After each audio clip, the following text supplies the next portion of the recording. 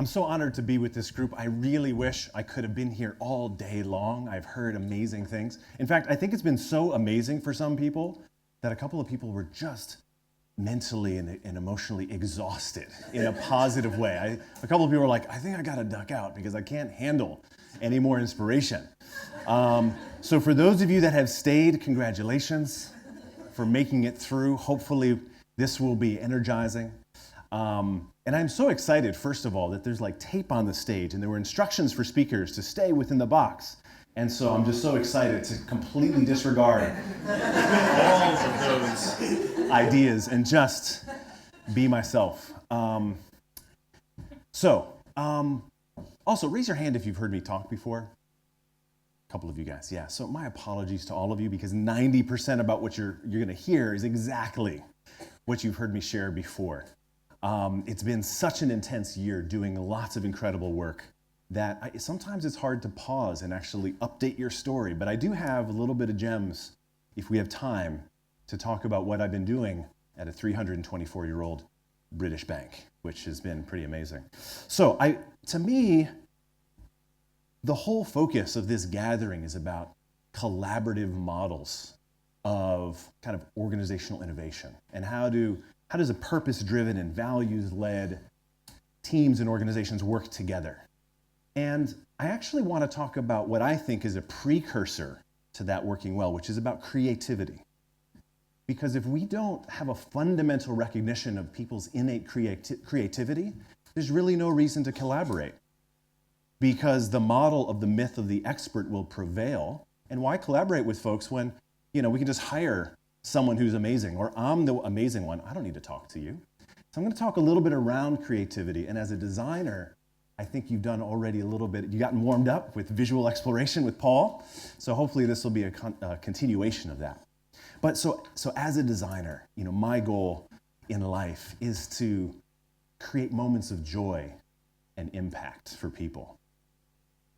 And you can imagine a year ago when I came to Lloyd's Banking Group, I am now having to reconcile the statement that in addition to being a designer, I am also now a banker.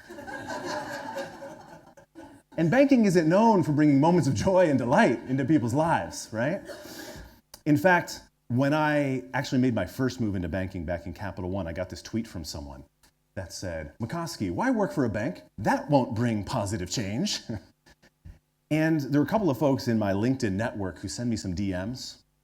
Because, I was at Google and at Microsoft and at Walmart.com, and I come to this British bank. And some people were like, yo, you okay, bro? Like, everything all right? Because from the outside world, coming to work for a British bank when you're into tech and into design is not really an advancement, right? It's like something's wrong.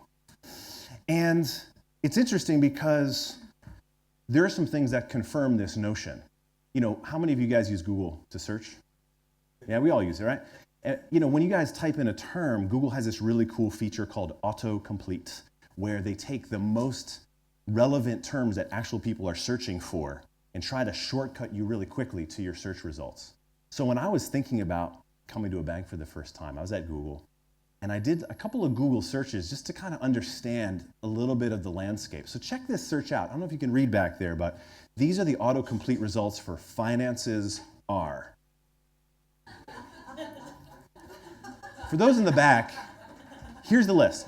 Finances are, and these are the actual most top terms that people search on. Finances are ruining my marriage. Finances are stressing me out. Finances are a mess. Finances are tight. Finances are out of control. And to me, as a designer, I felt, what better place to bring the designer's sense of empathy and creativity than to the world of finances? Because clearly human beings and money have a huge disconnect. Working here for the last year, I have never seen so many tears in talking to our customers, and when we do ethnographic research, we bring them in and we kind of test prototypes. The amount of guilt and shame and anxiety and fear and worry in this thing called money is really deep. And if you look at the statistics, so these are for the UK, 40% of UK adults are dealing with pretty significant financial stress at any time, right? So almost half of this room right now is dealing with money worries. That's 120 billion of productivity loss in the UK alone, not even counting up all the therapy bills and all the other knock-on effects. And I think even, from a much more human, gut-wrenchingly personal perspective, it's the number one cited cause of divorce, and it's a serious complication in many suicides. So to me, I'm working in an industry that is like really excited about hashtag fintech. And I came from this conference yesterday or 2 days ago called Sibos, 10,000 people all in London. And it's all about blockchain and distributed ledgers and like the power of APIs and cloud storage. And like the financial world is like geeking out hardcore about hashtag fintech. And I like tech, but I don't feel like this is the most important problem to solve. I don't know, this hashtag is not as creative. How many of you guys are in branding and marketing? Anyone out there?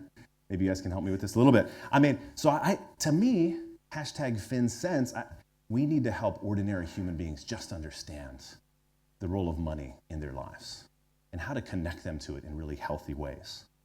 And working for a 324-year-old British bank, where you go to the 9th floor of 25 Gresham in London, the headquarters, and there's like oil paintings of all the chairmen gone past, and you're just like, I don't even own a suit, and I go to that building almost every week, and I have deep imposter syndrome because I do not feel like I belong at all. There's this model of innovation that says you have to look at these three factors of innovation, right? So business factors of innovation is all about viability, like how to create a sustainable organization from a financial perspective. Technology is all about feasibility, like what can we do? And this is where often Silicon Valley geeks out on, all of their capabilities. But this is a really important area, human factors of innovation, which is all about desirability. And when we think about creating organizations that are collaborative, creating organizations that respect the innate creativity in human beings, this is the one we forget about.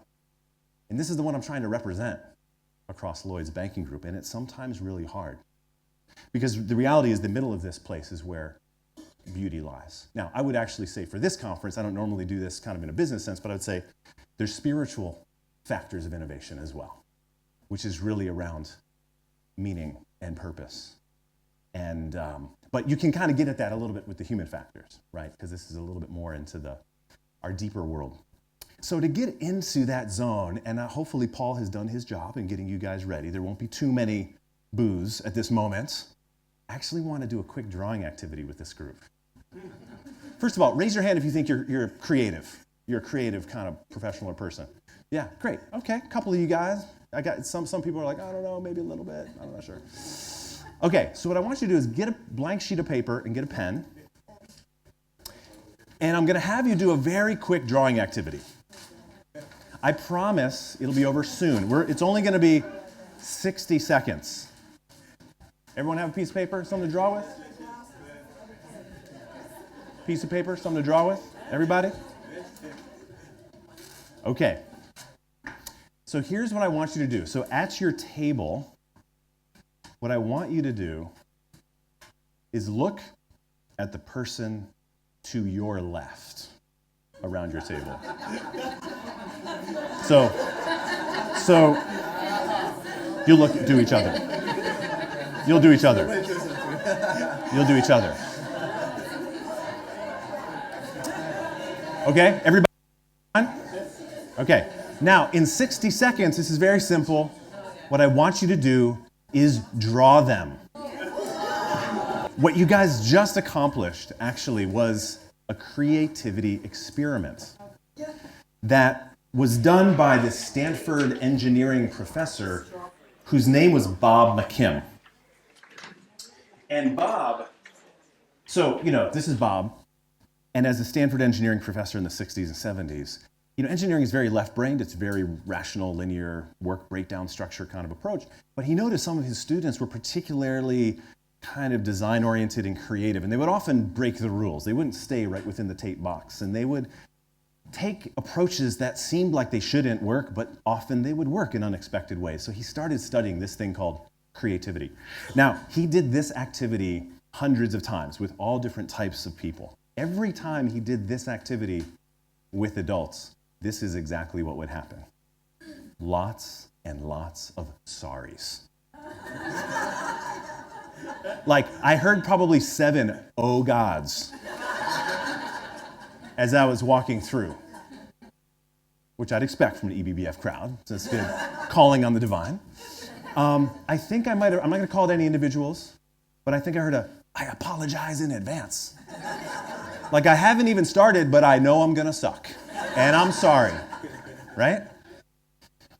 Now, whenever Bob McKim did this activity with children, particularly kids under kind of, middle school, like in elementary years, they have a very different response. Who here has kids? Okay. What do you think happens when kids do this activity? Yeah, actually, they don't particularly love it, and they don't particularly fear it. They just kind of do it. They're neutral about it. Like, for those that have kids, what happens when you put down crayons and paper next to a child? What do? They go for it, right? Sometimes you don't even need paper, just a white wall. They'll go for it.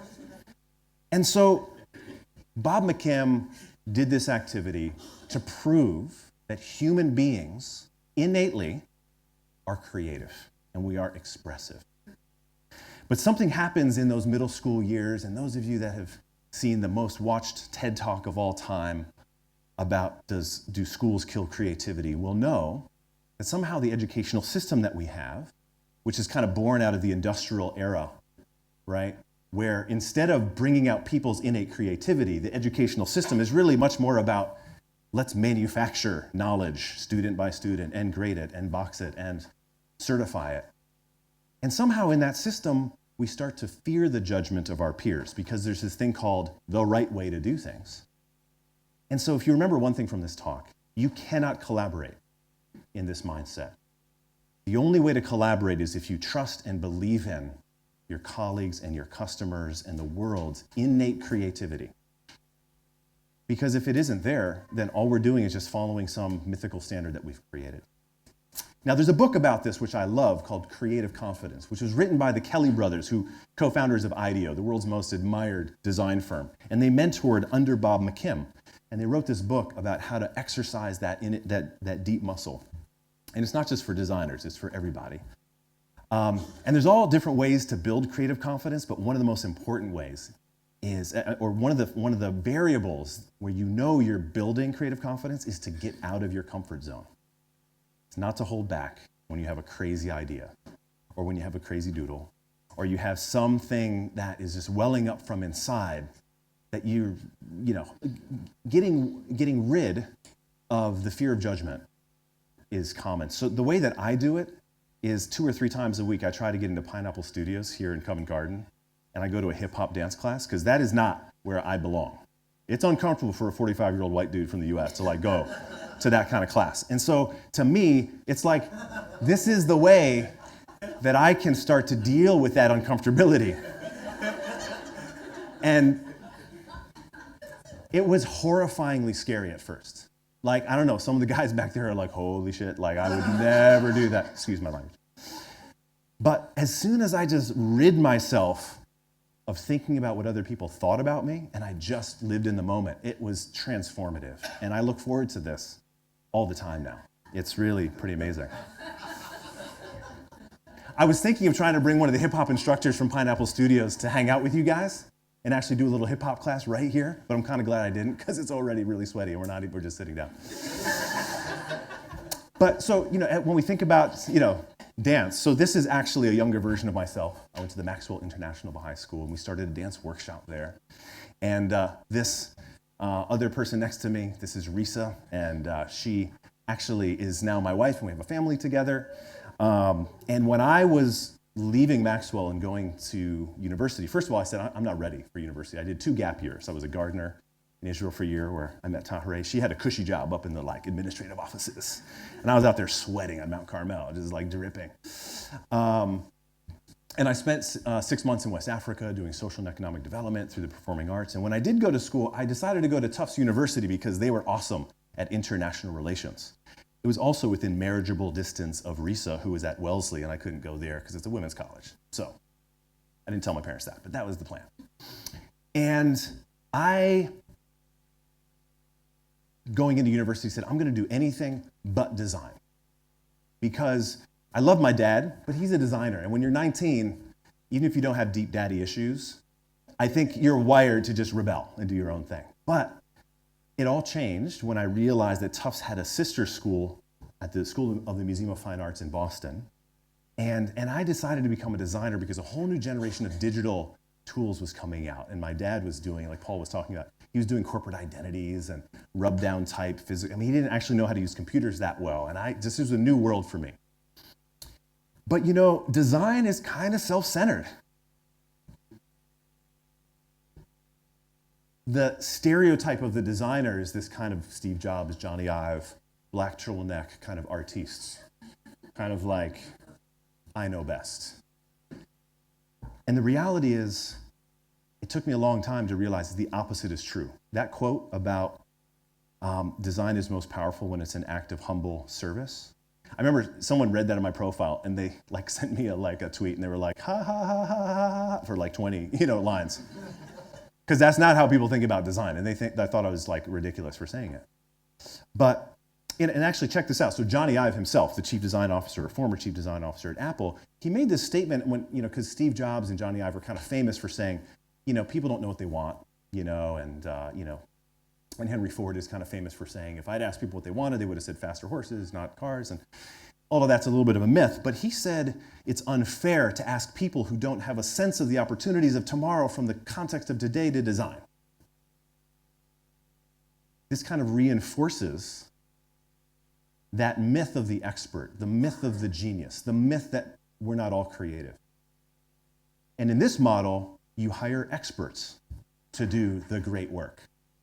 And I was working on a project for United Airlines, and I had this kind of idea in my head, and I had just gotten this new title as a designer working with tech. We were called Experience Designers, and I thought that was the most badass title you could have, right? Because I don't design websites, I design experiences. It just felt powerful. It felt great. I was very black turtleneck kind of thinking.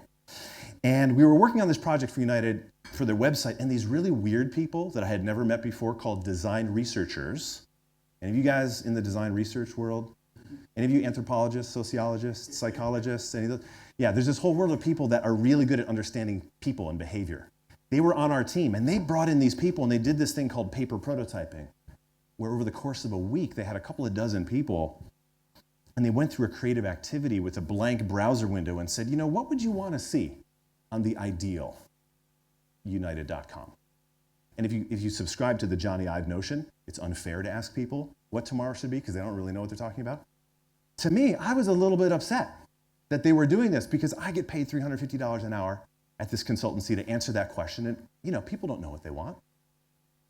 But then over the course of 18 months of this massive, hundreds of thousands of pages website, the insights from that week ended up solving the most complicated interaction and information design problems that I kind of was humbled. It was the first moment that I realized that design is not all about the expert. So I took those guys out to lunch, the researchers, those funny people that were like anthropologists, like what the heck is that doing? And I took them out to lunch and I said, what is this? There's something powerful there, tell me more. And they introduced me to all kinds of stuff. One was the work of Dr. Elizabeth Sanders. And she's my hero in design, and I've actually brought her into my teams. This is us when I was at Walmart, and she's helped kind of connect us to all kinds of stuff. But initially, when I had kind of connected with her, I was unhappy. Because you remember, I had just taken this title as Dan Makoski, Experienced Designer. And I read one of her papers, and on that paper, she said this. And I was like, heck no, But I went into it, and she actually talked about, well, what is an experience? What is an experience at its fundamental unit? And she says it's actually a moment in time.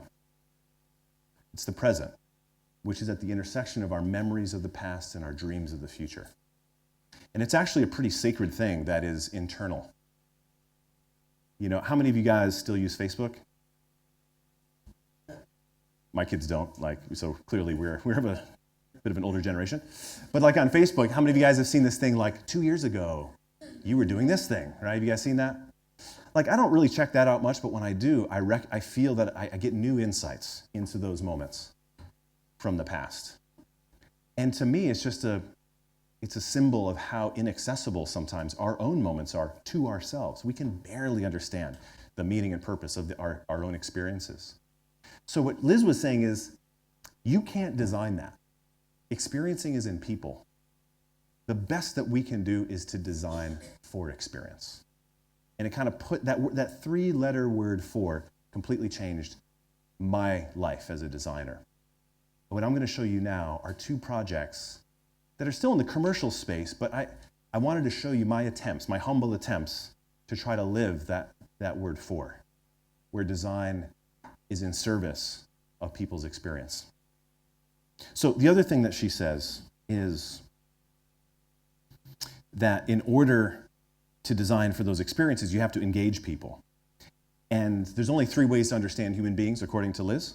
She says it's what people say, what they do, and what they make. What people say is 90% of traditional market research. It's surveys, it's focus groups, it's interviews, it's annoying people calling you up and saying, "What do you think about blah, blah, blah?"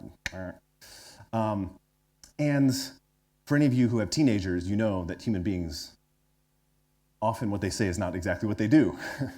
And even if well-intentioned people want to give you the right answer, there's just often a gap. Like if I said, "Tell me how you drive, Oscar."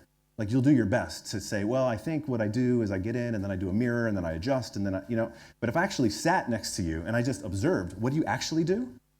You'd probably do things that you don't even recognize that you do, right? Or aren't comfortable talking about. Like, "Oh, I start driving and then I set the navigation," which is highly unsafe, but I'm not going to tell you that because my subconscious is telling me that that's not cool, right? Now, what Liz says is these two are good, but the best part to understand people is what people make, what people create. And if we're all innately creative, and actually she has this model which is really interesting where this is kind of hard to see it in the back, but basically there's the surface understanding and then there's a deep understanding. And if you think about what people say, what they think, what they do, what they use, what they know, what they feel, and what they dream. This is the deeper spiritual bits.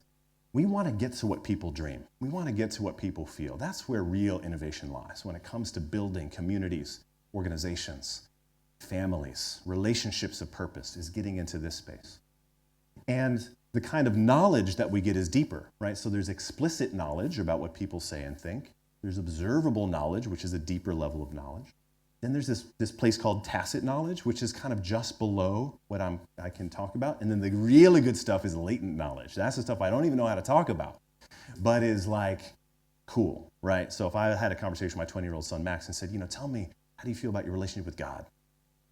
It's kind of hard to understand it here, but there's something there, right? What Liz says is the only way to get to that tacit knowledge, to that latent knowledge, is to involve people in generative sessions where they can actually start to engage with the future. And this is an example of the kind of toolkits that she uses to do that. So this is a project for Microsoft. It's actually around a game controller, which isn't the most purposeful thing. But think about this from a collaboration perspective. You got Microsoft, you got expert industrial designers, business leaders, and normally they'll just design a controller in their studios by themselves. But what Liz says is no, you got to involve these people in it. These are the people that are representing the users, the people that are going to use it. And they are, from a sociological perspective, they are in their native habitats, their home. They're not coming to your artificial focus groups or some research center. The researchers go to them. And this is a father and son, and they have what's called ambiguous stimuli. These are kind of felt-covered shapes with Velcro buttons. And these folks can use this kit as props to tell stories about their ideal gaming experiences, father and son, in the future. And this is kind of weird stuff from a design perspective, because normally we work in the world of craft. So let me give you one example of what this looks like, and let me show you what we did. Actually, it was at Motorola. This was about 6 years ago. We were actually designing this new phone that we called the Moto X. This is like a really kind of important phone for Motorola because we had just kind of connected with Google in a powerful way. And this was like a pure Android experience. And in this phone, the whole question was, what should differentiate this phone? Like, what are the key signature experiences that we want to enable? And so what we did is we didn't just talk to all the designers and engineers and all of those folks.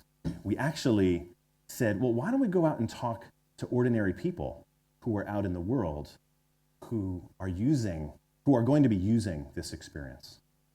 And the way that we did that is we created this whole modeling toolkit. We actually use foam core. What I'm going to do, this keeps crashing when I play, so what I'm going to try to do instead is just see if I can show you this view. Oh, geez, this is great. Thanks, Keynote. So let me describe a little bit of what we did here. All right, any technical experts in the room that can, or Paul, do you have a lightning dongle that I might be able to present off of this? Oh, give me 1 second to actually get my laptop. I think that'll be a bit more stable. So what we ended up doing was creating, so how many of you guys have worked with foam core in any projects? It's this really lightweight material, but it has rigidity. And we ended up creating all these different little squares of foam core at different sizes. So you had one that was as small that could be like a wearable, and we created some that were as large as you could actually make a whole kind of flat panel display. And the whole idea there is we went into people's homes and we learned about their lives, and then we said, okay, imagine 5 years in the future. What does that start to feel like? What does that look like? And they had a really hard time at first when you guys were saying, oh my God, when I asked you to draw. Imagine you're in your home and somebody comes in and says, let's think about the future. And so what we did is we actually brought in some improv coaches who are really good at bringing people's creativity out. And we got these folks into a place where they can just start talking about, what they hoped from the future. And we wanted it to be in their native habitat.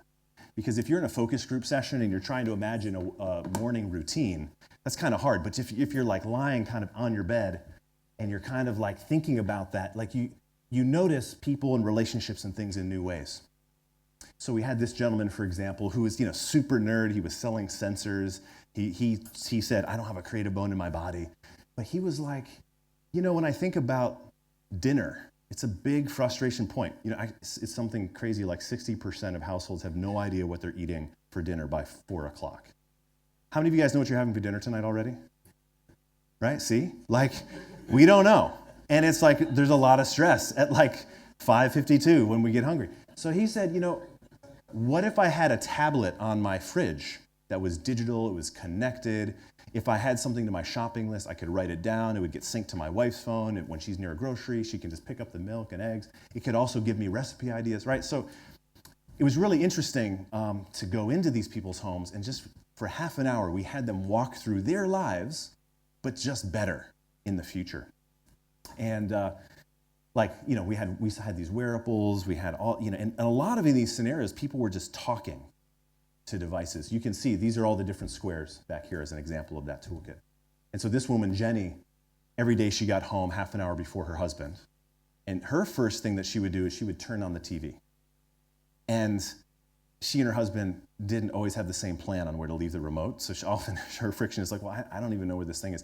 What I want to do is just like walk in. And wouldn't it be cool if my TV just said, welcome home, Jenny? Do you want to turn on the news like you always do? And she'd be like, yes.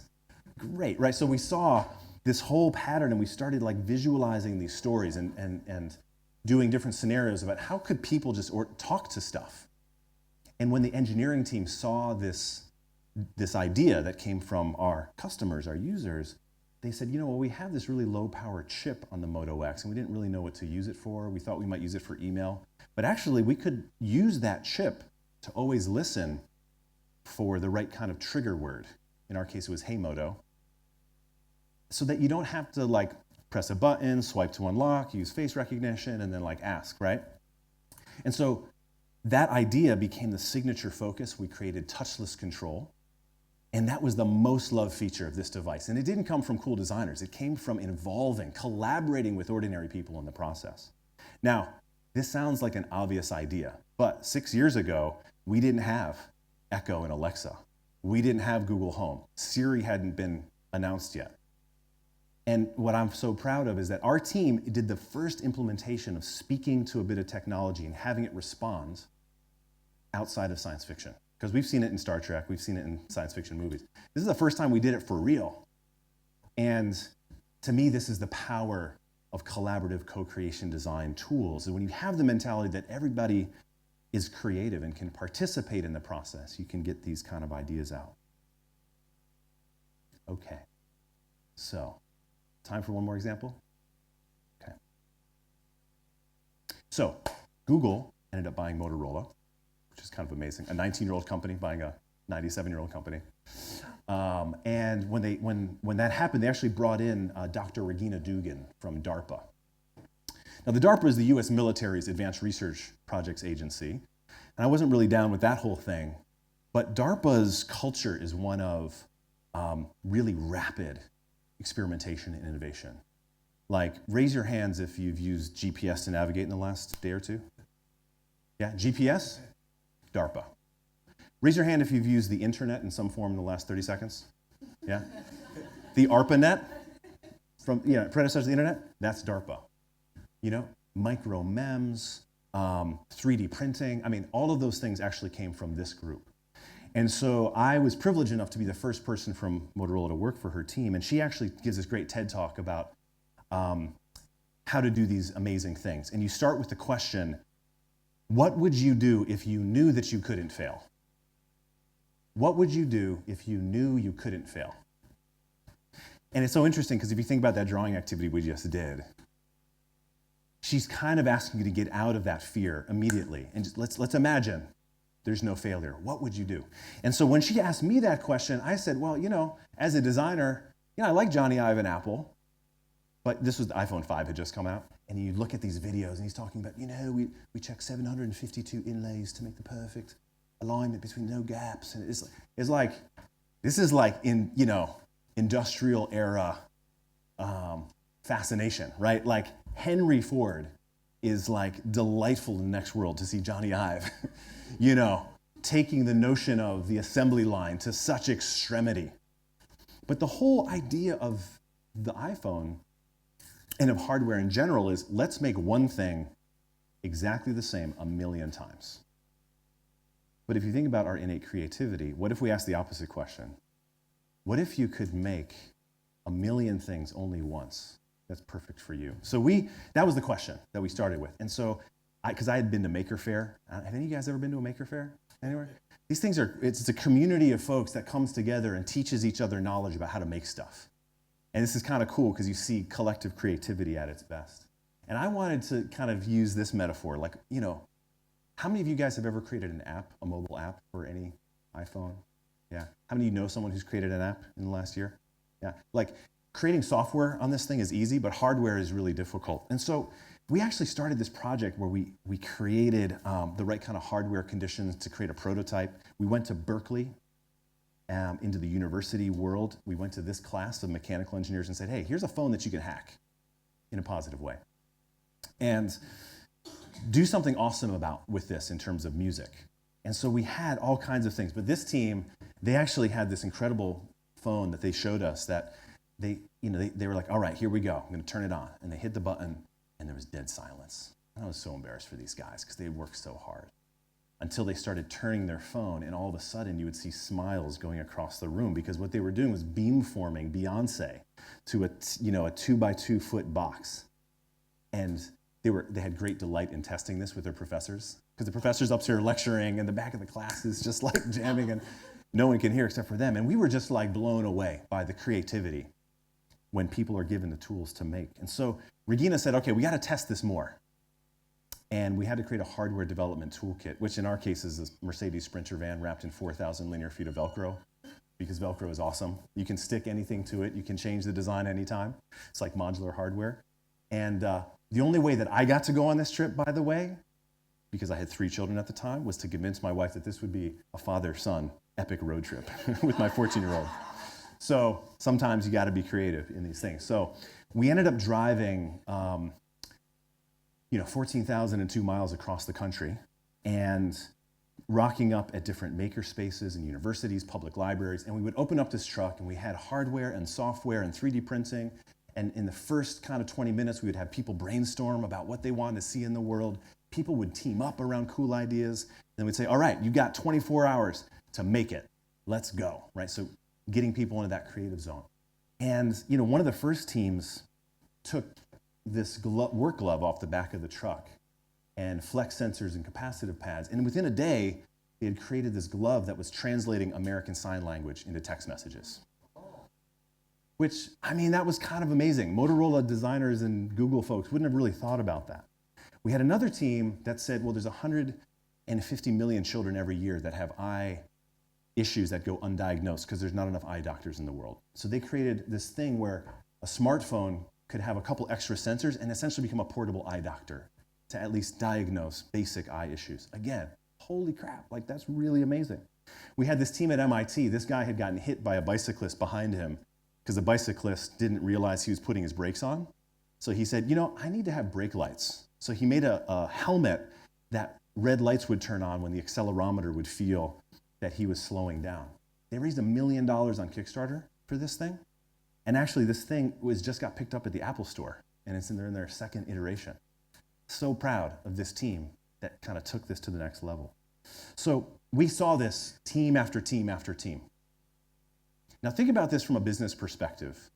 You don't normally collaborate with these kind of people. These are users. They're recipients of your organization's creativity. But this is what can happen when you involve everyday people in your process. And over the next little while, we said, well, let's create something that can bring that out. So we actually launched what we called Project Aura, which was Google's modular phone. And this was kind of like if Lego and a smartphone had a child. It would be Project Aura. You could create pieces and parts. If something breaks, you don't have to throw out your phone. You swap in a new part. If you're going on a trip, you put in the higher-end camera. If you need more battery life, you can pop that in. How many of you guys still want a keyboard from the BlackBerry days? Not many, but if you did, you could swap one in, right? And throughout this journey, we used actually this tool called D-Scout. Design Scout was the name. And the idea was that anyone in the world can contribute to your project. You don't have to be with them. And we launched what we called a mission. We asked people tell us about the ideal size of your phone. These were the submissions in the first 72 hours from around the world. We were shocked. I had to hire 3 data scientists to actually even process the flood of input. And we had people sending all kinds of things. Even we had people create the perfect size phone for them and take the dimensions and send those to us. And the actual engineering dimensions of the frame that we created were based off of 34,000 crowdsourced measurements of people from around the world, which is pretty amazing. We even hired this engineer from LA who had very technical radio diagrams of how to do modular phones. So this is kind of what happens when you treat the world as your team. Incredibly powerful ideas come. Now, Google ended up shutting down Project Aura because Regina left for Facebook. It lost its executive sponsor, and the new executive, it just wasn't a priority. But Motorola ended up actually creating the Moto Z. And this phone actually was pretty successful. It's now in its 3rd generation. This is a phone where you can create, you can put in only one module at a time, but a camera or a game controller or kind of a VR kind of experience. And so to me, it just proves that sometimes the creative ideas you get when you collaborate at this level are wild and crazy, and you may never build, but sometimes you won't get these ideas that are buildable if you don't try and stretch beyond. So that's just a little taste from kind of a commercial perspective and a hardware and tech perspective of what can happen. It makes me wonder, what would happen if I worked at a nonprofit? What would happen if I thought about kind of a social organization that was trying to have impact? And in many ways, I think many of you are probably doing some of these things, involving people in your process. But it gives me great hope that if we think about human beings not as just consumers or users or recipients of other people's great ideas, but we think about them as innately as creators, some pretty amazing things happen. And I was thinking about this word tool, because tool is has a couple of meanings. Number one is it's something that you use to accomplish a job, or this is the human notion of it. This is someone who is used by other people and usually doesn't even realize it. Some people might say that I'm a tool of this eyeglass company because I'm ridiculous and they're using me as a tool. But what I actually think is so cool about this from a design perspective, and maybe from your worlds, is that I have another definition. It's somebody who's used by other people and realized that this is awesome. This is why we were created. We were meant to serve. And if we take our most egotistical professions of design and strategy and innovation and use it as a tool for people and really involve them in the process, amazing things can happen. Thank you so much.